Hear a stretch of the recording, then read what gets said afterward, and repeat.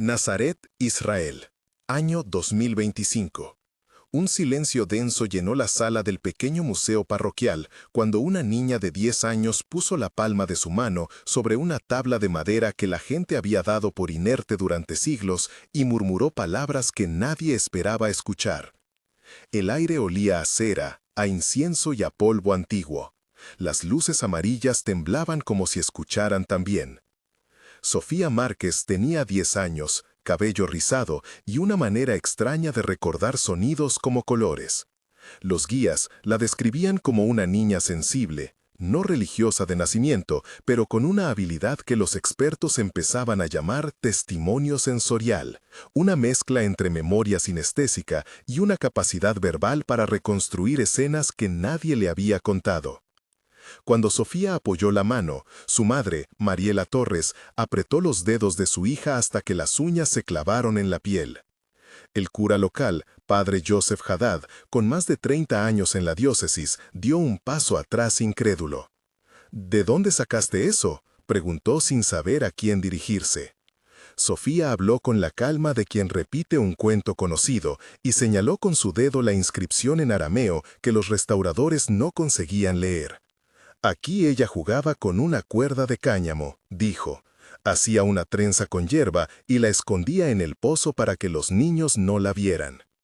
En segundos, lo que parecía una anécdota doméstica empezó a sonar como una pista. Nombres, lugares, un objeto concreto, una infancia que desafiaba lo que los historiadores y las instituciones religiosas habían reconstruido sobre María, Madre de Jesús. ¿Cómo podía una niña de 10 años describir detalles que ni las inscripciones ni los códices mencionaban? Esa pregunta dejó la sala congelada y prometió repercusiones que nadie en ese momento podría medir. Para la familia, y para Sofía en particular, aquello era más que una curiosidad académica, era la posibilidad de darle voz a un testimonio que parecía haber estado silenciado por siglos. Durante las próximas semanas se abriría un proceso en cadena que incluiría traducciones, peritajes, expediciones y enfrentamientos entre instituciones religiosas y equipos científicos. Y ahora comenzaba la historia que iremos contando paso a paso, con nombres, procedimientos y momentos que nadie espera, pero que cambian para siempre la forma en que se lee un pasado sagrado. Sofía no era la típica puente entre fe y ciencia. Tenía memoria auditiva absoluta y una manera de asociar texturas y sonidos a recuerdos que no eran suyos, según explicaron los especialistas. Nacida en Guadalajara y llegada a Nazaret con su madre por motivos laborales, había pasado horas en iglesias y museos donde tocaba discretamente bases de piedra, relieves y tablillas expuestas, siempre en busca de alguna vibración que su mente pudiera traducir a historias. Su backstory mostró a una niña que desde los 4 años repetía fragmentos de cantos que nadie le había enseñado, que dibujaba mapas de patios que no había visto y que, a los 7, describió con precisión la forma de una moneda romana que su abuelo le había mostrado en una fotografía. Sus padres, Mariela Torres y Rodrigo Márquez, relataron con textura emocional noches en que Sofía lloraba por sueños llenos de polvo y olivos. Mariela, mujer de 40 años, enfermera de formación, contaba cómo la niña había aprendido a escuchar con la intensidad de quien ha perdido algo y no sabe nombrarlo. La familia formó un pequeño núcleo de apoyo. La abuela Carmen, que tejía y mantenía vivas historias de santos locales. El tío Javier, que trabajaba como guía turístico y facilitó los primeros contactos con curadores. Y la vecina Aisha, que aportó relatos orales de ancianas del barrio. En total, aparecieron nombres que luego serían clave en la cadena de verificación. Dr. Rafael Morales, arqueólogo independiente de la Universidad Hebrea. La doctora Miriam Cohen, filóloga de arameo del Hebrew University. Antoine Lefebvre, conservador asociado a la Sorbonne y curador visitante del Museo de Nazaret. La periodista Lucía Ortega, corresponsal de un medio internacional. El padre Joseph Haddad,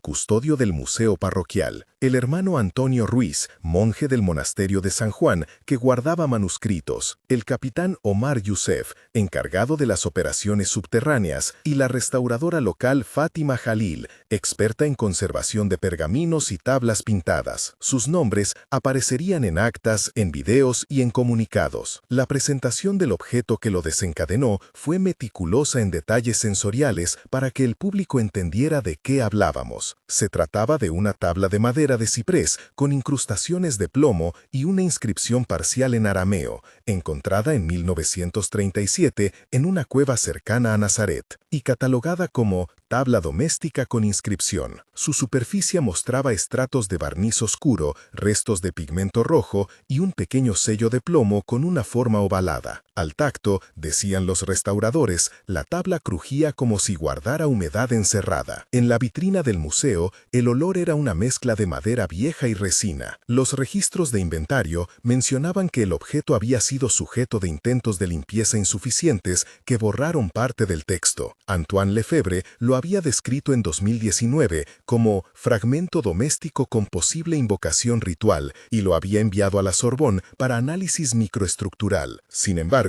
las inscripciones fragmentadas se resistían a la lectura. No hay suficientes trazos, dijo Lefebvre en una primera nota técnica con voz medida. Podría ser una lista de compras o una oración doméstica. No recomendamos afirmaciones audaces. Los primeros intentos de leer el texto terminaron en debates académicos. La doctora Miriam Cohen propuso varias reconstrucciones lingüísticas, cada una con probabilidades, y reclutó un equipo de estudiantes para una transcripción tentativa. El curador local, Padre Joseph, guardó la tabla bajo llave y permitió lectura solo con supervisión. Fue en una visita comunitaria cuando Sofía se acercó con su madre y pidió tocar la caja de vidrio. La escena de lectura pública que siguió merece ser narrada con cada intercambio, porque allí se concentraron la incredulidad y el inicio de la rendición de los expertos.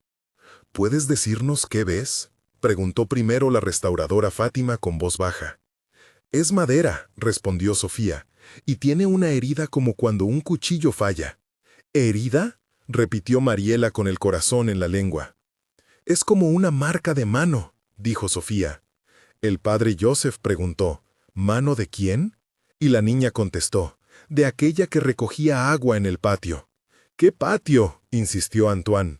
El que tenía un pozo con una piedra plana donde los niños dejaban juguetes, dijo Sofía. La doctora Miriam, con los ojos fijos, murmuró, «Eso no está escrito en ningún texto que conozco». Y Sofía respondió, «Porque no es un texto, es memoria de manos». La periodista Lucía grabó cada palabra mientras preguntaba, «¿Cómo sabes esto, Sofía?». Y la niña, sin dudar, dijo, «Lo escuché como una canción de cuerda». El doctor Rafael Morales, que había llegado tarde, se acercó y dijo, «Necesitamos comprobarlo. Esto podría ser sugestión». Sofía miró al arqueólogo y dijo, «No me lo dijeron, lo vi en la madera». En ese momento la sala pareció contener la respiración. Hubo 8 a 10 intercambios en esa sección principal, cada uno cargado de incredulidad, petición de pruebas y frases que volvieron el silencio más pesado. Los diálogos no se limitaron a frases cortas. Sofía añadió detalles, la textura del pan que la madre de María guardaba, el olor a agua estancada en el pozo, el nombre de la vecina que tejía mantas. Cada aportación abría una nueva línea de investigación. El primer gran proceso técnico fue la documentación fotográfica y la termografía para intentar levantar trazos borrados por la pátina. El protocolo descrito por la doctora Miriam explicó en términos accesibles cómo se procedería. Se realizó fotografía multiespectral, donde longitudes de onda específicas reavivan pigmentos invisibles, y termografía infrarroja para mapear diferencias de densidad que sugieren incisiones. La explicación técnica fue breve pero precisa. La fotografía multiespectral permite recuperar trazos orgánicos mediante luz controlada que revela restos de pigmento con alta sensibilidad, mientras la termografía ayuda a identificar líneas por diferencias térmicas en barnices antiguos y pintura.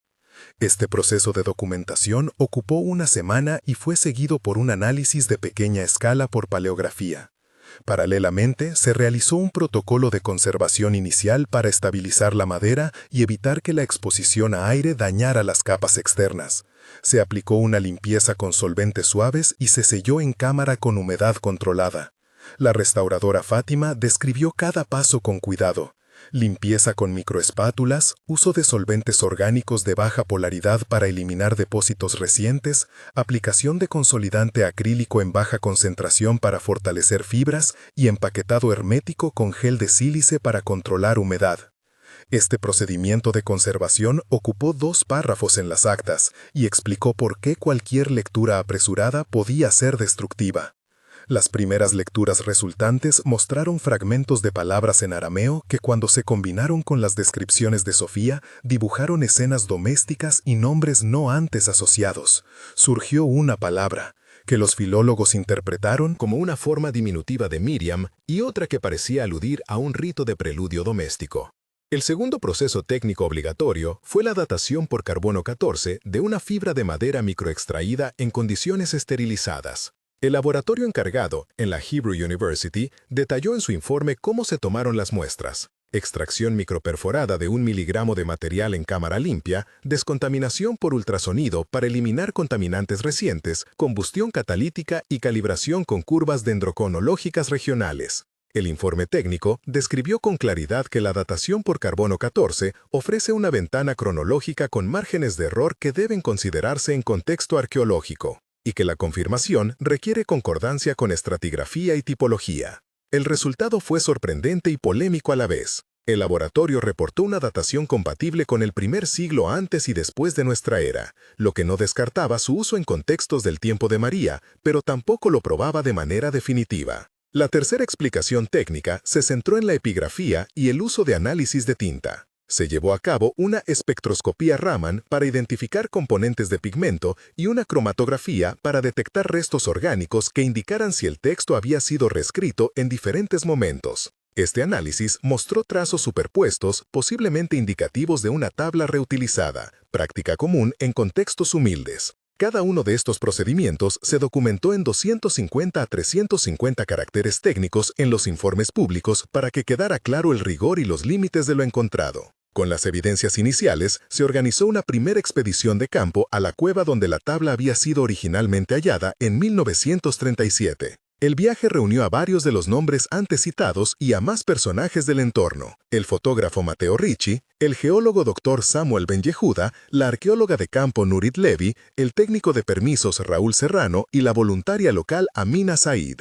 La travesía hacia la cueva fue descrita con detalles sensoriales: el olor a tierra mojada después de una lluvia ligera, el zumbido distante de las cabras, la textura áspera de las rocas al subir una escalinata natural. La cueva olía a humedad y humo viejo. En la penumbra, las linternas proyectaban manchas que parecían mapas. La búsqueda física reveló estratos de ocupación y, enterrado bajo guijarros, un pequeño contenedor de cerámica que contenía fragmentos de tela y una moneda oxidada. El hallazgo cambió el ritmo de la investigación, porque la tela mostró fibras teñidas con pigmento de índigo, y la moneda, al ser estudiada por el Dr. Ben Yehuda, presentó iconografía que sugería intercambio comercial en rutas locales. Este fue el primer momento de tensión expandido, porque después de que la moneda fuese expuesta en la superficie, un grupo religioso local, liderado por el rabino David Azulay, expresó preocupación pública por la intervención en un sitio que para algunos era de importancia litúrgica. La tensión se describió así: hubo gritos en la plaza del pueblo, llamadas a medios y amenazas de mayores controversias si se permitía que ciertos objetos salieran de su contexto. El equipo tuvo que suspender labores por 48 horas mientras se negociaban permisos. La escena se llenó de voces enfrentadas, rezos y argumentos técnicos. Los momentos de tensión ocuparon párrafos completos en las actas y generaron reacciones internacionales. La disputa llevó a una mesa de diálogo entre el obispado local, representado por el padre Joseph y el hermano Antonio, el rabino Azulay, autoridades civiles y representantes de la Hebrew University. Hubo intercambio de ideas, protestas en redes sociales dirigidas por la periodista Lucía Ortega y dudas públicas que dividieron a la comunidad. Mientras tanto surgió un segundo procedimiento técnico: la termografía subacuática de un pozo antiguo cercano que, según los relatos orales, podía contener restos asociados. El equipo de buceo, liderado por el capitán Omar Joseph, empleó sonar de alta resolución y una cámara de video con iluminación LED fría para mapear el pozo sin remover sedimentos. El informe técnico explicó que el sonar permite detectar cavidades y objetos metálicos bajo sedimento y que la cámara ofrece imágenes que luego se contrastan con modelos 3D. Se encontró un compartimento parcialmente sellado que contenía fragmentos de madera y pequeñas cuentas de vidrio, lo que sugirió una práctica de depósito ritual. Ese hallazgo implicó más preguntas que respuestas y preparó el terreno para la gran expedición que seguiría.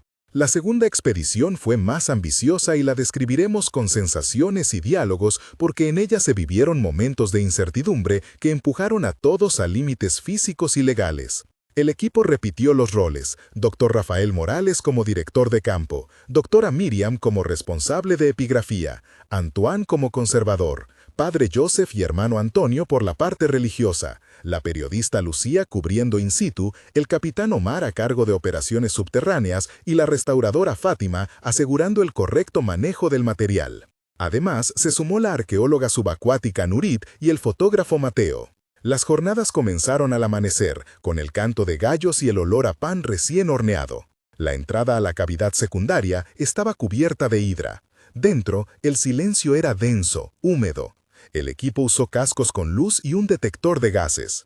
En un espacio bajo, encontraron una caja sellada con plomo y restos de una inscripción dentro de un rollo corroído. Este fue otro momento de tensión. La caja estaba frágil y al intentar abrirla, la capa casi se desmorona. Hubo una secuencia de decisiones rápidas con voces superpuestas. «Cuidado», dijo Fátima. «Esperen», dijo el doctor Morales. «¿Tenemos permiso para abrirla ahora?», preguntó el padre Joseph. «Si la conservamos mal, la perderemos para siempre», agregó Antoine.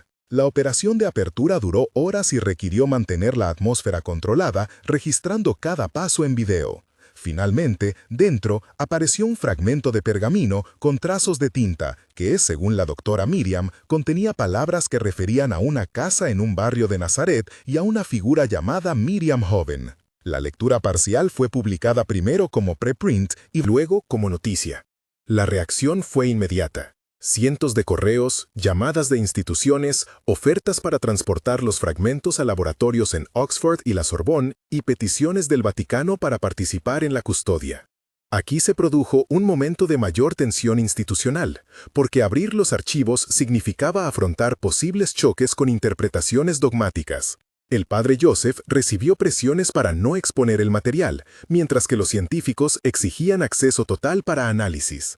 Se convocó una reunión extraordinaria que se convirtió en un clímax moral y político. En ese encuentro hubo discursos cargados de emoción y argumentos técnicos en voz alta. El doctor Rafael Morales defendía la transparencia. La ciencia no se alimenta de secretos, se alimenta de evidencia. El padre Joseph contestó con reverencia. Estamos hablando de relatos que sostienen la fe de millones. La doctora Miriam pidió prudencia y propuso un protocolo de acceso con etapas. Los representantes del Vaticano solicitaron que cualquier exposición pública fuese precedida por una verificación independiente. Hubo amenazas de demandas y manifestaciones en plazas, mientras medios internacionales enviaban helicópteros para cubrir la disputa. Durante ese clímax, la última pieza fue abierta en un acto público transmitido en vivo, la lectura del contenido del pergamino que Sofía había prefigurado con su memoria sensorial. En una sala gigantesca, con cámaras, periodistas, especialistas y fieles, se leía en voz alta el texto traducido de arameo antiguo. La traducción, realizada por la doctora Miriam y el equipo de la Hebrew University con revisión de la Sorbonne, presentó líneas que hablaban de una niña llamada Miriam, que jugaba junto al pozo, que guardaba trenzas de hierba para jugar y que se reunía con mujeres que cantaban himnos domésticos. Los pasajes resultaron íntimos, no doctrinales. Al escucharlos, en la sala se escucharon suspiros, algunas lágrimas y también la incredulidad de quienes esperaban un documento teológico. Aquello detonó el segundo y tercero de los momentos de tensión, de 500 a 600 caracteres cada uno, porque implicaba una reinterpretación de la vida cotidiana que rodeó a una figura central del cristianismo. Las repercusiones globales se multiplicaron. Instituciones académicas llamaron a conferencias. El Vaticano envió a su Comisión de Cultura y la Universidad de Oxford pidió una muestra para análisis isotópico complementario. En redes surgieron teorías que iban desde lo piadoso a lo conspirativo. La comunidad científica insistió en prudencia, recordando que contextos de reutilización de materiales no excluyen lecturas posteriores. Mientras tanto, la vida de Sofía cambió de forma radical. La niña, que había entrado al museo como cualquier visitante, se vio en el medio de entrevistas, estudios y ofertas para testificar en simposios. Su madre, Mariela, una enfermera preocupada por la intromisión mediática, tuvo que aprender a proteger a su hija y a traducir los términos técnicos para la familia. Mariela fue una figura clave cuya backstory personal, cuya historia exigía entre 600 a 800 caracteres para comprender su posición. Nacida en Jalisco, emigró por trabajo a Israel, trabajó en hospitales y mantuvo en la casa relatos de su propia abuela sobre santos y dolores. Para ella, la situación era una combinación de orgullo y miedo. No buscaba fama, solo quería que se respetara a su hija. Mariela sabía, por su experiencia con pacientes, que narrativas poderosas podían dañar a una mente joven. Su intervención fue decisiva en los acuerdos de custodia y en la decisión de no exponer a Sofía a audiencias públicas hasta completar protocolos de protección psicológica. El tercer componente de la trama fue la reacción pública y la controversia. Algunos líderes religiosos vieron en las descripciones domésticas una amenaza a las narrativas teológicas tradicionales porque apuntaban a una figura de María como mujer con arraigo comunitario y prácticas domésticas que en algunos discursos institucionales no habían sido enfatizadas. Otros, en cambio, celebraron la humanidad añadida a una figura sagrada. Surgió un debate editorial internacional. Hubo artículos opuestos en los que se discutía si la evidencia cambiaba doctrinas o simplemente enriquecía comprensión histórica. La discusión pública restauró una tensión final porque colocó a los investigadores bajo presión de publicar rápido y al mismo tiempo de no causar daño social. El tercer componente de la trama fue la reacción pública y la controversia. Algunos líderes religiosos vieron en las descripciones domésticas una amenaza a las narrativas teológicas tradicionales porque apuntaban a una figura de María como mujer con arraigo comunitario y prácticas domésticas que en algunos discursos institucionales no habían sido enfatizadas. Otros, en cambio, celebraron la humanidad añadida a una figura sagrada. Surgió un debate editorial internacional. Hubo artículos opuestos en los que se discutía si la evidencia cambiaba doctrinas o simplemente enriquecía comprensión histórica. La discusión pública restauró una tensión final porque colocó a los investigadores bajo presión de publicar rápido y al mismo tiempo de no causar daño social. En el tercio del video, justo después de la gran revelación y cuando las preguntas aún no tenían respuesta, insertamos un llamado a la comunidad. Si te conmovió este momento, cuéntanos en los comentarios qué piensas. ¿Es esto una evidencia genuina que amplía lo que sabemos sobre la infancia de María? ¿O crees que hay elementos de sugestión y reconstrucción errónea? Empieza tu comentario con descubrimiento o con duda para que podamos identificar opiniones y debatir con orden. Tu aporte es valioso, especialmente si conoces estudios sobre arameo, arqueología local o tradición oral. Algunos comentarios podrían inspirar nuestros próximos pasos de investigación y quizás ser citados en próximas entregas. Agradecemos la calma y el rigor al participar. Tras el debate inicial, se implementaron medidas de verificación más complejas. Un laboratorio en Oxford realizó análisis isotópicos de componentes orgánicos en la tinta, buscando relaciones entre pigmentos y rutas comerciales. Otro laboratorio en Roma examinó los patrones textuales para identificar posibles manos caligráficas. En cada paso, los resultados abrían nuevas líneas de investigación más que cerrarlas. La prensa internacional amplificó en titulares la idea de que se trataba de una revelación que podría cambiar la biografía popular de María, mientras que las comunidades locales vivían un día alterado por turistas, peregrinos y equipos científicos. En el cierre, y después de meses de debates, peritaciones y polémicas, la conclusión personal y social fue compleja. El clímax institucional dejó en evidencia que la historia comparte espacios con la fe y con la ciencia, y que en el cruce aparecen resistencias y posibilidades. Para Sofía y su familia, la experiencia fue transformadora.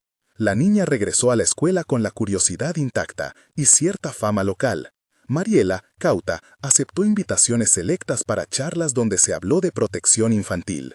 El museo incorporó protocolos de acceso restringido y publicó un informe público con las pruebas y las dudas abiertas. A nivel académico, se convocaron simposios en la Hebrew University y en la Sorbonne para discutir implicaciones historiográficas. La última palabra quedó abierta porque la evidencia, si bien potente, no anulaba la necesidad de cautela y de diálogo interinstitucional. En el epílogo, describimos 3 momentos temporales que registraron la transformación personal, académica y social. Un mes después, la vida cotidiana mostró cambios concretos. La familia Márquez recibió ofertas de asesoría para museos. La niña tomó sesiones con una psicóloga infantil para procesar la exposición y el museo publicó en su sitio las imágenes multiespectrales para transparencia. El clima social estaba tenso pero manejable. Las conversaciones públicas habían bajado de tono y algunos académicos proponían alianzas para publicaciones conjuntas. 3 meses después, el debate académico se había formalizado en un congreso donde participaron la doctora Miriam, el doctor Rafael, Antoine Lefebvre y representantes del Vaticano y de la Universidad de Oxford. Se presentó un dossier con análisis isotópico, dataciones por carbono 14, fotografías multiespectrales y transcripciones filológicas. En paralelo, la iniciativa local de turismo responsable se puso en marcha para evitar la explotación del sitio. La familia había aprendido a negociar su privacidad con instituciones. Se publicaron artículos de revista revisados por pares que tomaban las evidencias con cautela pero con interés. Se generaron nuevas preguntas sobre prácticas domésticas en Nazaret durante los primeros siglos, y se abrieron líneas de investigación sobre género, memoria y rituales cotidianos. 6 meses después, la situación mostraba resultados más duraderos. Una colección digital alojada por la Hebrew University y por la Sorbonne contenía copias de los documentos, las imágenes y el registro de las conversaciones académicas para acceso público y revisión futura. Se estableció un comité de custodia que incluía representantes locales, académicos internacionales y autoridades religiosas para decidir sobre exhibiciones y accesos. La niña Sofía volvió a sus juegos y la comunidad recuperó cierta normalidad mientras crecía el interés por proyectos educativos que recuperaran voces femeninas en la historia. Para la madre, que al principio temía la exposición, la experiencia se convirtió en una lección sobre protección y en un motivo para impulsar programas de educación local. El legado quedó abierto. La evidencia había sumado una pieza humana a la biografía de María, pero no había reemplazado doctrinas. Lo que quedó, y quizás lo más importante, fue la invitación a escuchar testimonios, a verificar con rigor y a respetar el peso de las narrativas culturales. Si te conmovió esta historia y quieres seguir las actualizaciones, suscríbete para no perder futuras entregas donde mostraremos documentos adicionales, entrevistas con los expertos y la evolución de los análisis. Deja tu comentario empezando por descubrimiento o duda y comparte fuentes o experiencias que puedan enriquecer la discusión. En el final, cuando las luces se apagaron en la sala del museo y la vitrina quedó con su reflejo, la familia regresó a su casa con la sensación de abierto una puerta que deja entrar preguntas. Y también el aire fresco de lo desconocido. La historia recordó que el pasado tiene capas y que a veces una voz inesperada, un testimonio casi anónimo, cambia la manera en que leemos una vida sagrada. Las palabras que Sofía pronunció sobre la infancia de Miriam no resolvieron todas las controversias, pero encendieron una búsqueda que promete reescribir por lo menos una parte de la memoria colectiva. Si quieres que sigamos investigando y compartiendo documentos verificados, comenta, suscríbete y acompáñanos en el siguiente capítulo de esta investigación que combina ciencia, fe y el testimonio de una niña que escuchó la madera y contó una historia.